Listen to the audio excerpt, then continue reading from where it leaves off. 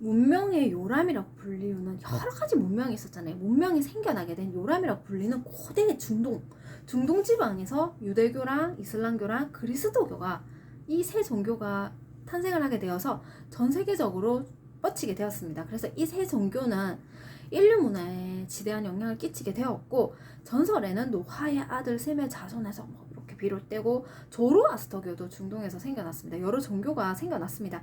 그리고 그 인근에 서아시아의 광대 지역으로 뻗쳐서 이집트, 굉장한 이집트는 일단은 거의 파라오를 신으로 숭상을 해서 그 당시 때 이집트 문화가 굉장하게 꽃피었고, 그리고 파라오를 신으로 숭상을 하고 파라오가 죽게 되면 다시 4, 5세기에 오시리스의 신처럼 부활할 수 있다라고 믿어서 굉장히 정성 들이고 돈을 많이 들여서 대피라미드라는 거대한 무덤 안에 그렇게 모신 겁니다. 그러한 문명이 나오게 된 거죠. 그래서 이집트, 히타이트라는 강력한 제국이 꽃피우게 된 것도 중동을 근간으로 다 그렇게 종교들이 생겨나게 되었습니다. 그래서 왜 하필 그 지역에서 그런 문명이 생겼을까? 그 땅에 왜 그런 문명이 생겼을까? 왜 그런 특성이 일어났을까? 왜 그런 종교를 가지게 됐을까 하는 것은 1차적인 이유가 땅의 특성입니다. 지리적인 조건에서 1차적으로 그런 지리적인 조건이 있기 때문에 그렇게 형성이 되었고, 1차적으로 처음에 농사를 짓기 시작하기에 따라서 그렇게 된 거죠. 농경생활을 시작하고 농사가 잘 지어지니까 정착생활을 하게 되고, 거기서 문명생활을 꽃피울 수 있게 되었고, 풍성한 문화가 결실을 맺을 수 있게 되었는데, 매년 범람하는 나일강 때문에 거기서 어떤 신앙이 생겨난 거잖아요. 땅에서 어떤 토착 신앙을 근간으로 어떤 신을 믿게 된 거잖아요. 자연재해 때문에 더 신을 강력하게 믿게 되었습니다. 그래서 고대 이집트의 신화라는 것은 어떤 역사적인 사실을 근간으로, 어떤 신앙을 근간으로 어떤 신을 믿는 거잖아요. 그래서 신화를 읽어보면 그들의 신앙을 읽을 수 있습니다. 신화 속에 그들의 심리와 그 당시에 어떤 환경이고 어떤 상황이었고 심리적인 상태가 그대로 그려져 있고, 그들의 내면의 그러한 어떤 기복이 괴물로 그려지고, 신화의 여러 가지 신이나 그런 것들이 다 신화를 읽으면 역사를 읽을 수 있고 딱 그 당시의 상황이 녹리고 있습니다. 그래서 만약에 땅이 갑자기 메말라 버린 거예요. 땅이 굉장히 중요하다 했잖아요. 땅이 촉촉하고 예쁜 강이, 물기는 또 적절해야 됩니다. 굉장히 어려워요. 예쁜 강이 땅을 이렇게 동그랗게 감아서 흐르고 있고 그 근방에 나무가 잘 자라고 있으면 굉장히 문명이 꽃피울 수 있는데, 만약에 땅이 어떤 이유로 물길이 다른 방향으로 가버리게 되면은 그 땅이 메말라 버리게 된과 동시에, 땅이 메마르면 당연히 그걸 복구를 해야 하잖아요. 땅을 복구를 하기 위해 물길을 잘 트고 나무를 잘 심어주고 비보를 잘 해주면 되는데,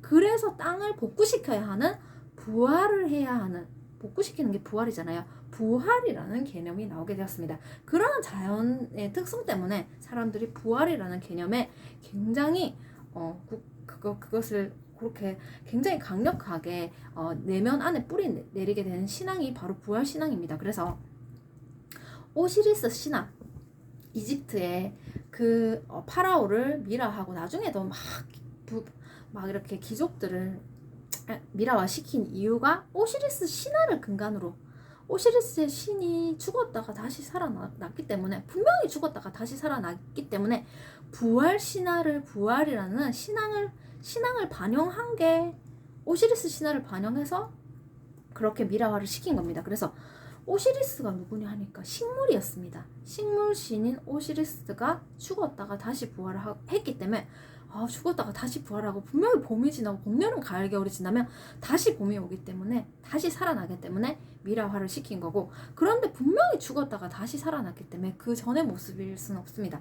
그래서 부활을 해서 그 전의 카르마로 돌아오기 힘들기 때문에 다른 세계, 다른 비물리의 세계를, 오시리스가 지하 세계를 통치를 하게 되었습니다. 그래서 이집트에서는 위대한 신, 이집트에서 또 많은 신을 숭상했지만 굉장히 위대한 신이 라가 있었습니다. 라도 밤에 죽었다가 새벽에 다시 부활을 합니다. 그리고 나일강이 범람하잖아요. 그 인근에 나일강이 범람을 하게 되면 범람 때문에 굉장히 힘들기도 하지만 또 편으로는 굉장히 토지의 상태가 좋아져서, 토질이 굉장히 비옥해져서 나일강 때문에 또 잘 살게 된 거예요. 그래서 거기서 잘 살게 됐으니까 신전을 모셔서 고유의 신을 모시는 도시국들이 생겨나게 된 겁니다. 나일강 때문에 힘들기도 했지만 나일강 때문에 부유하게 됐습니다. 그래서 3100년경에 파라오의 통치하에 파라오라는 신이자 제사장이자 파라오가 굉장한 왕이었잖아요. 굉장한 어떠한 능력을 갖고 힘을 갖고 있기도 하고 그 나라에 있는 재물을 다 파라오 귀속이었습니다. 인간 세계랑 사람 세계와 신의 말씀을 전하는 중간 매개자로서 임명한 파라오는 이집트 문명에서 정치면 정치, 종교의 중심적인 존재였고 파라오가 끼치는 영향이 굉장히 파라오 시대가 있잖아요. 가나안으로 끼치고 시리아로 끼치고 태평양 인근에 있는 섬들은 다 이집트 문명과 이집트의 장례 문화랑 이집트의 그런 문명을 다 모방했다 했습니다. 다 따라한 거 어느 인근의 바다에 어떤 막 항해자들이 가보면 섬에 다 파라오 거 이집트 거 다 모방한 거예요. 장례 문화를 모방했고 그 정도로 이집트가 굉장히 막강한 제국이었던 시절입니다. 그래서 메소포타미아인들은 강이 범람하게 되어서 비옥한 토지가 비옥하게 되고 거기로 사람들이 많이 몰려들게 돼서 굉장히 문명이 발달하게 됐는데 수메르인은 4000년경에 티그리스 강이랑 유프라테스 강 사이에 위치한 메소포타미아에 수메르인이 정착을 했거든요. 근데 2000년이 흘러서 바빌론이 수도가 되고 그리고 수메르가 바빌론에 흡수가 되었고 사람들이 그렇게 되면서 바빌론이 굉장히 큰 바빌론이 형성이 되니까 사람들이 농업에 대한 의지가 굉장히 강해진 거예요. 농사를 더 잘 지어야 되고 기양지사할 거 더 잘해야 된다는 의지가 더 강해지게 되면서 부활신에 대한 개념이 더욱더 확고해졌습니다.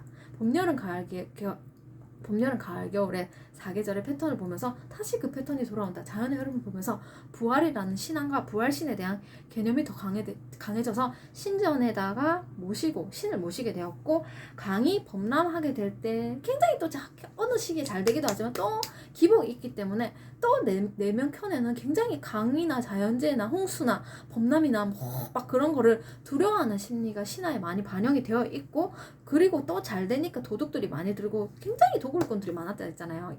그래서 막 훔쳐가고 그런 것 때문에 신화를 읽으면 다 그려져 있습니다. 그게 자연재해에 대한 내적인 두려움이 괴물이나 어떤 그런 거 다른 그런 여러 가지 요소에 다 그 당시 사람들의 마음이 그려져 있습니다. 그래서 587년에 예루살렘은 바빌로니아인한테 정복을 당했습니다. 그래서 이스라엘의 지도급 인사들이 바빌론으로 다 끌려가게 됐고 50년이 흘러서 이란의 아케메네스 왕조 페르시아입니다. 페르시아도 엄청나게 막 다리우스 때 굉장히 굉장한 나라라 했습니다. 페르시아가 바빌론을 정복했고 페르시아인이 바빌로니아인한테 종교를 소개합니다.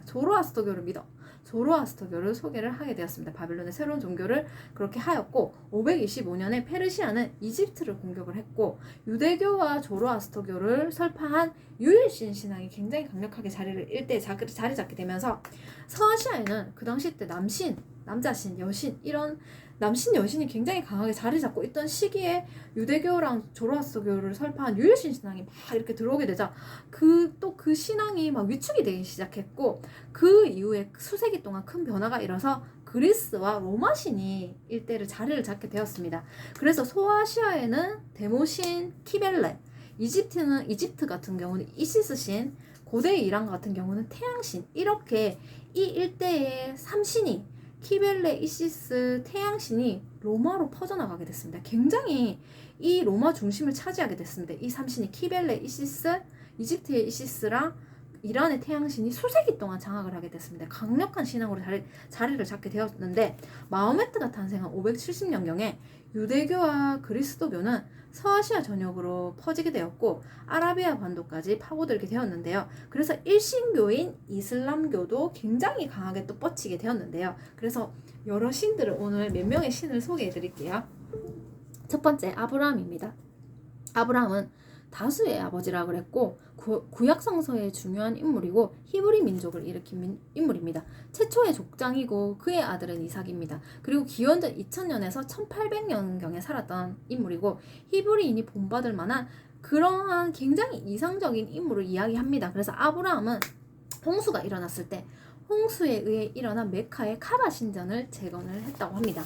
그 다음 두 번째는 아다드입니다. 아다드 신인데 바빌로니아 신이고 바람과 비와 자연재해 천둥을 관장하는 신이 아다드고 인류한테 갑자기 홍수가 일고 범람을 하는 거예요. 그거 아다드 신이 노한 거야 이렇게 이야기를 했고 매년 강이 범람하게 해서 강이 범람하게 해서 굉장히 힘들기도 했지만 또 땅이 비옥해지는 반전의 그런 기회가 됐습니다.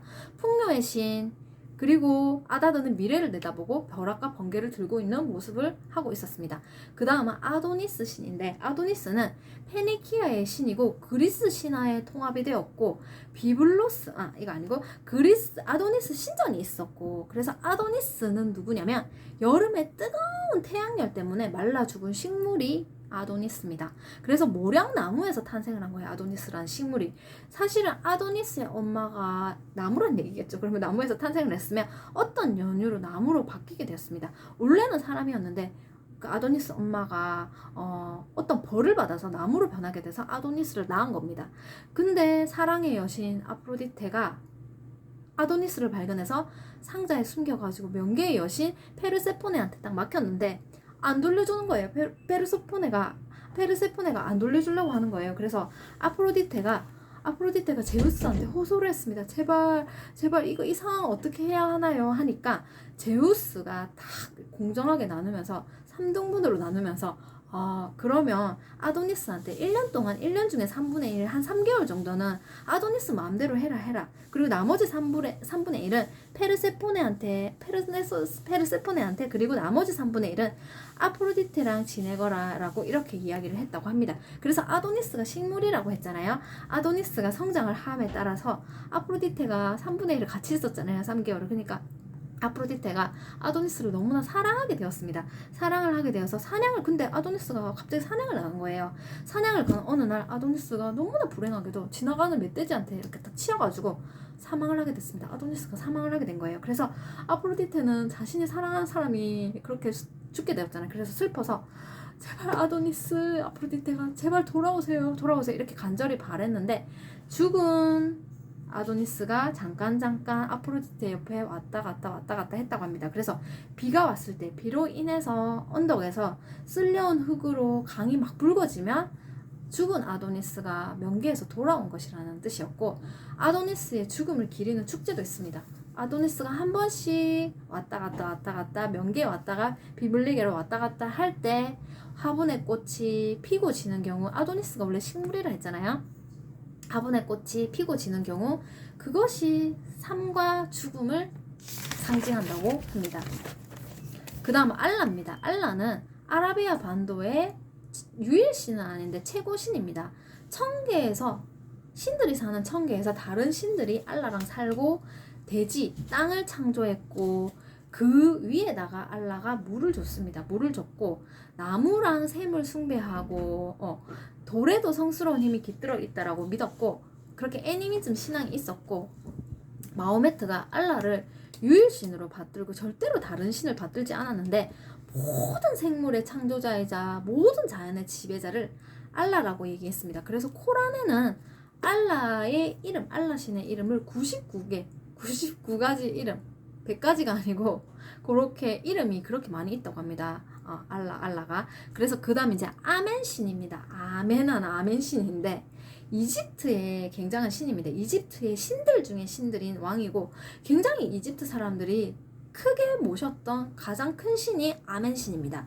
처음에 상이집트의 위치가 테베에 상이집트의 어떤 테베에 풍요신으로서 숭배받았던 신이 바로 아멘신이었고 파라오가 굉장히 막강한 파라오가 신격화됐는데 혼자 그렇게 할 때 힘들잖아요. 파라오도 통치하기 힘든데 수호신이 있었던 거예요. 파라오의 수호신이 바로 아멘이었습니다. 아멘신이었고 아멘신은 2개의 깃털을 달고 있고 양의 머리를 가지고 있는 모습이었고 제18왕조 때 아멘이 이집트의 최고신이었고 그 여러 신이 있었는데 아멘과 라가 굉장히 숭상받았고 아멘과 라가 태양신이랑 동일시되어서 이집트 사람들이 태양신을 숭상했다 했잖아요. 그 대피라미드 안에서 그렇게 죽고 나서 그렇게 태양을 모시는 어떤 각도나 그런 것도 다 그렇게 만들어서 태양을 모시는 그러한 장례식 무덤이자 그렇게 신전이었던 건데 그래서 이제 라라는 신은 독자적으로 숭배를 받았고 투트모시스 3세랑 아멘호테프 3세가 자신을 이렇게 얘기했습니다. 그 파라오가 굉장히 많았잖아요. 나는 아멘의 아들이다. 아멘의 아들이라고 투트모시스 3세랑 아멘호테프도 이름도 아멘호테프잖아요.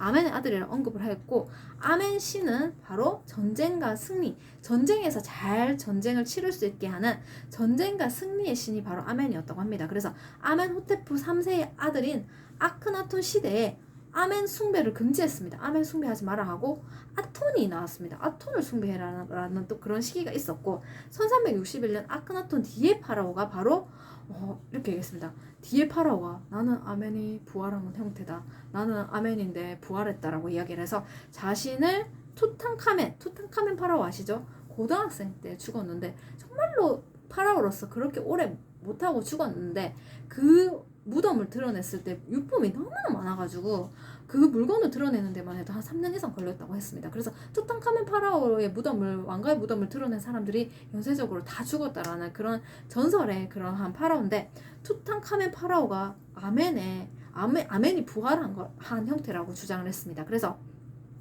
투탕카멘은 아멘의 살아있는 상이라고 지칭을 했습니다.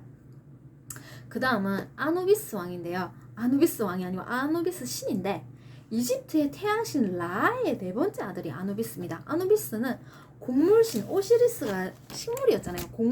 이 곡물신 오시리스랑 이시스의 자매인 네프티스 사이에서 태어난 아들이 바로 아누비스였는데, 아누비스가 탄생했을 때 네프티스는 자신의 배우자 세트한테 아이를 보호하기 위해서 아누비스를 해코지할 것 같은 거예요. 보호하기 위해서 나일강 삼각주 습지에 아누비스를 숨겼습니다. 아누비스를 숨겼는데 여신 이시스가 있었습니다. 이집트에서 굉장한 신이죠. 이시스가 그 아이를 발견해가지고 이 아누비스를 발견해서 양육을 했습니다. 키웠어요. 근데 아누비스는 오시리스가 곡물신이잖아요. 세상에 어떤 지식을 전하기 위해 이집트를 나설 때 아누비스가 항상 동행을 했다 그러고, 오시리스가 근데 세트에 의해서 살해를 당했습니다. 오시리스가 세트에 의해서 살해를 당하고, 아누비스가 그때 오시리스가 죽었을 때 아누비스가 장례의식을 맡고 장례를 치러줬고, 오시리스를 그때 처음으로 천으로 싸가지고 미라화했다 합니다. 누가?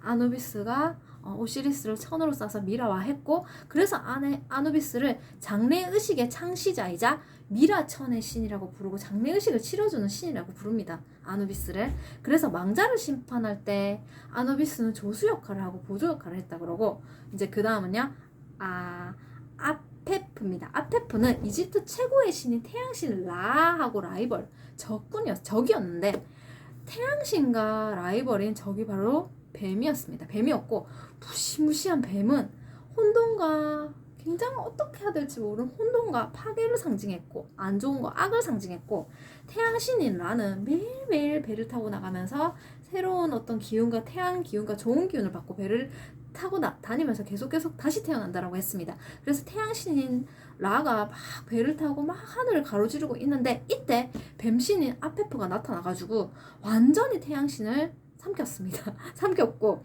석양 무렵 하늘이 붉게 물드는 것이 뱀이 태양의 힘에 의해 패배함을 말해주는 겁니다. 석양 무렵 하늘이 붉게 물든 것이 뱀이 태양한테 패배를 당한 것이고, 그 다음은 아피스 황소입니다. 이집트에서 굉장히 장례 문화가 굉장히 어마무시했던 게 사후세계를 중시해서 막 파라오를 미라화시키고, 더구나 너무나 특이했던 거는 동물도 같이 막 그렇게 미라화해서 동물 사체들이 고양이 사체, 미라 그런 거 따오기 그런 거 많이 나왔다 했습니다. 그게 그 당시 때 동물도 신으로 숭상을 해서 동물도 다시 부활한다. 동물도 신의 다른 버전의 모습이라고 한 토템을 굉장히 잘 읽을 수 있습니다. 이집트에서 동물을 많이 숭상한 미라가 많이 발견됐습니다. 그래서 아피스가 그중에 굉장히, 아피스 황소가 유명한데 이집트 동물 신들 중에서 굉장히 유명합니다. 멤피스에서 숭배를 받은 아피스 황소는 창조신 푸타의 신전 맞은편에 있었고 검은 황소였습니다. 검은 황소였는데 상징하는 게 빛나는 혼인 겁니다. 빛나는 혼으로 여겨졌고 불의 형태였어요. 불의 형태로 서로 잉태돼서, 황소니까 서로 잉태됐는데 다시 검은 황소로 태어나서 부활을 했다라고 합니다. 그래서 아피스 황소를 신전 인근 정원에 풀어가지고 방목을 시키고 황소를 막 풀어놓고, 신이라 했잖아요. 움직임, 어떻게 황소가 움직이는 것을 보고 미래의 점을 쳤다고 합니다. 동물의 움직임을 읽어서 미래의 점을 쳤다고 합니다. 그래서 황소는 25살, 25살이 보통은 25년 정도 황소를 키우고 샘에서 황소를 익사시켰습니다.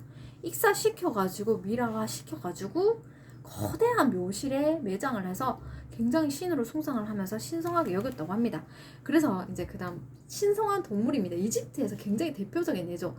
굉장한 어떤 황소랑 그리고 뭐 고양이랑 뭐 따오기랑 그런 게 많이 발견되고 새 사체도 많이 발견이 됐습니다. 그래서 성스러운 동물이 옛날 시대에 종교가 자리 잡기 이전에 옛날 그 앞에 시대 때 사람들이 굉장히 자연재해 때문에 그리고 어떤 과학이 발달하기 전에 많이 힘들어했던 시기 때 같이 동물과 공존을 하면서 근데 동물이 신체적으로 직성적으로 사람도 그렇지만 동물이 굉장히 어떤 미래나 어떤 자연의 흐름과 방향성을 동물이 신체적으로 읽는답니다. 그래서 동물의 움직임을 읽어서 어떻게 해야 될지 몰랐는데 동물의 움직임을 읽었기 때문에 그래서 동물을 보고 동물을 신성시했던 겁니다. 성스러운 동물이라 하였고 특히나 사막이라는 환경에서 살면서 그 환경에서 살아남기 위해서 사람과 동물은 물을 먼저 읽어야 되잖아요. 강 물줄기, 물과 비옥한 토양을 제공하는 큰 강의 역할이 굉장히 컸고 큰 강의 흐름을 동물의 움직임을 보고 읽었고 고대 이집트인들은 특히나 나일강이 범람하는 것으로 인해서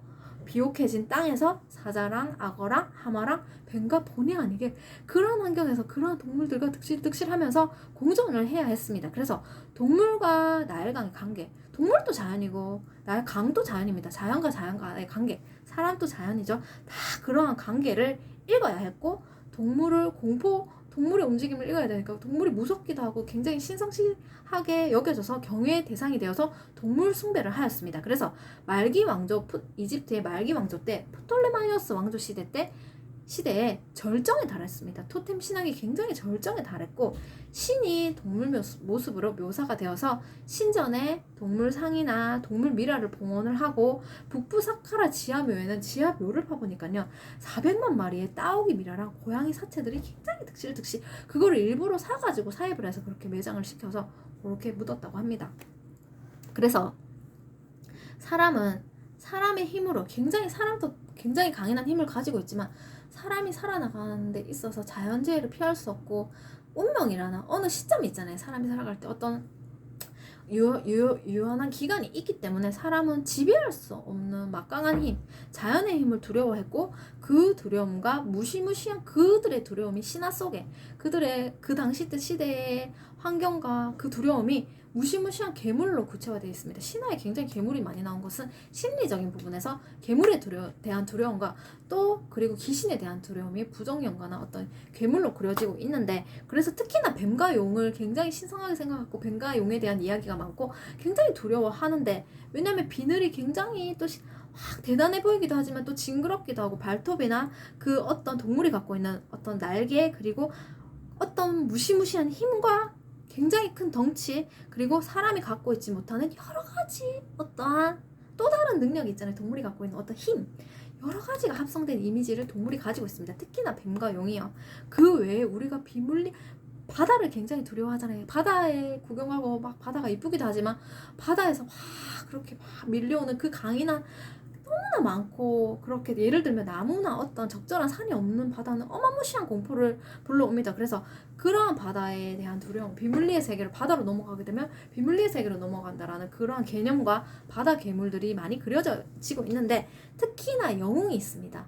이 신화에서 그려지는 신화나 역사 속에서 영웅은 한 어떤 문명을 이끌었고 굉장히 주변에서 많은 공격을 받았음에도 어떻게 다 처치하고 그렇게 막 전쟁에서 승리하고 괴물을 처치하고 그러한 복잡한 질서를 리더가 되어서 질서를 회복하고 문명을 이어나간 그러한 대단한 존재가 신화 속의 영웅으로 그려지고 있고 밑에 후손들한테 많은 뭐 예를 들어 제사를 받거나 어떤 그런 거를 많이 받고 그랬습니다. 영웅이 굉장히 추앙을 받았습니다. 그래서 그 뱀신 아페프랑 뱀 신화처럼 뱀은 일단 굉장히 혼돈 맨 처음에 초창기에 어떻게 자연이 형성되고 어떻게 만물이 형성되었을까를 너무나 궁금해해서 거기에 맞는 신화를 읽다가 우리가 신앙을 또 갖게 되는 거잖아요. 거기에 교리가 너무나 와닿아서 그러한 또 신앙을 갖게 되는 게 있는데, 맨 처음에 혼돈한 자연 속에 뱀이 대혼돈을 상징합니다. 맨 처음에 뱀이 등장을 했고, 최초의 창세 신화에 등장을 했고, 최초의 물이 맨 처음에 시작됐을 때, 물이 맨 처음에 형성이 되었을 때 물속에 다리를 튼 뱀신 아페프는 이집트의 인해 우주 아래서 뱀이 부활을 했고, 그리고 뱀은 일단 거기서는 혼돈과, 우리나라 같은 경우는 구렁이나 이렇게 뱀이 땅신이고 땅에 이렇게 땅을 지켜주고 막 엄마신, 굉장한 그렇게 그려지는데, 또 이렇게 다른 서양에서는 또 다른 나라에서는 뱀이 혼돈이나 어떤 악을 상징합니다. 그래서 그 다음은요, 몇 신이 좀 더 남았습니다. 이수타르 신인데, 이수타르 신은 사랑과 풍요의 신인데, 사랑을 주고 풍요를 주는 신인데, 한번 화가 나면 굉장히 난폭해지고 전쟁의 여주인으로서 전쟁을 잘 치를 수 있게 해주는 신이 바로 이스타르 신이었습니다. 그래서 수메르 여신 이나나, 여신에 해당하는 신이었고, 바빌로니아 여신, 생명에 사람이 잘 살아나가게끔 보이지 않는 힘으로 잘 어떤 방향으로 뻗어나가게끔 하는 보이지 않는 수호령, 생명 수호령이 바로 이수타르였고, 지혜의 창조자라고 하였는데, 특히나 이 이수타르가 상징하는 것이 팔각의 별을 상징합니다. 팔각의 별이 바로 이수타르를 상징하고, 이수타르는 굉장히 예쁜 여신이었습니다. 그래서 남자친구가 굉장히 많았는데 무수히 많지만 남자친구를 굉장히 난폭하게 대했고, 사랑과 풍요의 여신을 했지만 한번 화가 나면 난폭하게 막 잔혹하게 남친들을 대했고, 특히나 어떤 일이 있었는데, 자매인 에레슈키칼의 영역으로 갔다가 이슈타르가 죽게 됐습니다. 이수타르라는 사랑과 풍요의 여신이자 전쟁의 여신이 사망을 하게 됐는데, 이수타르가 죽었는데 사람들이 이제 깨닫기 시작한 거예요. 갑자기 땅이 황폐화되게 되고 자연이 안 돌아가는 거야. 막 그렇게 응당 그렇게 돌아갔던 자연이 안 돌아가고, 사람들이 뭐 요렇게 하려는데 다 뭐가 끊어진 거예요. 땅이 황폐화되게 됨에 따라서 자연의 섭리가 다 끊어지게 된 거예요. 그때 사람들이 깨닫게 됩니다. 이수타르 여신이 사라지게 되니까 이수타르 여신의 힘을 느끼게 됐습니다. 그래서 사람들이 이때 물의 신 에아가 이수타르를 구하게 되었고, 남편인 탐무즈가 6개월 동안이나 이수타르가 그동안 했던 일이 있잖아요. 이수타르가 남친이 많았다 했는데 남편도 있었습니다. 그래서 이수타르가 그 6개월 동안 이수타르가 했던 일을 남편 탐무주가 와서 다 정비를 하니까 했고, 이수타르를 그래서 숭배를 했습니다. 이수타르가 근데 상징하는 것은 뭐냐면, 이수타르는 매춘과 술집을 보호하고 그런 거를 보호를 하고, 달의 신 이름이 신이거든요. 이 이수타르는 달의 신인 신이랑 하늘신 아누의 딸이었다고 합니다. 자연물인 거죠. 이제 그 다음입니다. 이집트에서 굉장한 신이 바로 이시스라 하였습니다. 이시스는 이집트 하면 이시스입니다. 이시스는 이시스는 새였습니다. 새였고, 이집트의 지모신이자 게브랑누트의 딸이었고, 오시리스와 부부관계였습니다. 이시스와 오시리스가 부부였는데, 이시스는 큰 날개를 갖고 있는 수호신이었습니다. 보호신이었고, 어떤 이시스의 무릎에 상징하는 것은 이집트 왕좌를 상징했고, 이시스가 오시리스인 남편을 도와서 이집트를 문명화하고, 여자한테는 공물을 빻고, 그리고 물레의 직접법을 가르치고, 어떻게 해서 잘 살아나갈 수 있는 방법을 가르쳤답니다. 이시스 신이. 그리고 몸이 아프게 되면 병을 치료할 수 있는 그러한 방법을 이시스가 다 알려줬다고 합니다. 그래서 오시리스인 자신의 남편이 잠시 어디 가게 되면 이시스가 이집트를 다 총괄하면서 통치하고 다스렸고, 오시리스가 근데 세트한테 살해를 당한 거예요. 그것을 알게 되고 이시스가 너무나 슬펐습니다. 자신의 남편이 죽었다는 것을 알고 굉장히 비탄에 빠진 새였고, 이시스는 그때 머리를 다 깎고, 너무 충격을 받아서 머리를 다 깎고 상복을 입고 자신의 남편이 오시리스의 시체 유해를 찾으러 막 날아서 다녔습니다. 남편의 시체를 찾으려고 다녔다가, 근데 주변에 어떤 사람한테 얘기를 들은 거예요. 저기 오시리스 유해 그 간이요 나일강을 따라 바다로 흘러갔어요. 이 말을 들은 거예요. 그래서 날아서 그 사체를 찾으러 갔는데, 관이 둥둥둥둥둥둥 떠서 가다가 레바논 비블로스 바닷가에 나무 밑에 관이 멈추게 되었고, 그 근방에서 나무가 쭉쭉쭉쭉쭉쭉 성장을 해서 자라나게 됐다고 합니다. 오시리스 관 옆에서 다 나무가 자라게 되고, 관 주변에 나무가 에워싸게 된 거예요. 그래서 그 나무로 지붕을 받치는 기둥으로 초창기에 사용을 했다고 합니다. 그래서 나무에 대한 소문이 돌기 시작한 거예요. 그 관 주변에서 나무가 막 무성하게 자라기 시작하더라라는 소문이 돌게 됨에 따라서 이시스는 비블로스로 갑니다. 가서 변장을 했어요. 원래 새였잖아요. 변장을 하고 도시 가운데 우물 옆에 앉아가지고 우물 신화가 있잖아요. 우물 옆에 앉아가지고 왕비 시녀가 막 물을 길러와갖고 오니까 막 이시스가 이들의 머리를 따라주면서 시녀의 머리를 따라주면서 예쁘게 해주고 향기를 불어넣어주고 이 여신이잖아요. 새 막 불어주고 막 그렇게 하고 매일 밤 근데 이시스는 제비가 돼서 계속 남편을 그리워하면서 오시리스의 유해 기둥 주위를 계속 날고 밤에 이 왕비가 방에 들어오니까 너무나 마음이 안 좋은 거예요. 들어왔는데 자신의 아들이 불꽃 속에 누워 있었습니다. 근데 불에 타는 걸 오해한 거예요. 자신의 아들이 불꽃 속에 누워 있었는데 막 소리를 지른 겁니다. 불에 타는 줄 알고. 근데 아이가 이때 자신의 아이가 불사의 몸이 되려고 하는 거였습니다. 그러한 기회를 잃어버리게 된 겁니다. 불에 타고 있는 걸로 오해를 한 거예요. 그래서 이시스가 오시리스의 시체를 찾아서 유해를 찾아서 이집트 늪에 숨겨놨습니다. 누가 해코지할지도 모르니까 살해를 당했으니까 이거 어떻게 숨겨놔야겠어. 그 자신의 남편의 사체를 찾아서 이집트 늪에 숨겼습니다. 숨기니까 세트가 처음에 오시리스를 살해한 세트가 다 그걸 찾아갖고 와갖고 사체를 다 엉망으로 만들어갖고 왕국에 다 뿌렸거든요. 그런데 이시스가 다른 신들한테 빌었습니다. 제발 좀 도와주세요. 제 남편 시체를 이렇게 세트가 이렇게 했습니다. 도움으로 그걸 다 찾았습니다. 다 뿌려낸 걸 찾아가지고 그 이시스의 치유와 그런 진심과 마법의 힘으로 오시리스가 자신의 남편이 거짓말처럼 다 조각나서 뿌려진 그 사체가 다 붙어가지고 부활을 하게 된 거예요. 오시리스가 부활을 하게 된 겁니다. 치유와 마법의 힘으로 오시리스 자신의 남편이 부활을 하게 되었고 명계로 가기 전에 이들은 다시 사랑하게 되어서 호루스라는 자식을 낳게 되었습니다. 그래서 이시스가 굉장히 유명합니다. 오시리스 신화가 굉장히 유명한 게 이집트 하면 이시스 신인 겁니다. 이시스 새 여신이고 인근의 모든 여신을 통과했을 때 이시스가 통합합니다. 그 인근의 여신 얘기하면 이시스가 나왔습니다. 그래서 이시스는 데모신이자 새 여신이었고 죽은 남편을 굉장한 정성과 사랑과 치유의 힘으로 다시 부활하게끔 하여서 자식을 낳았잖아요.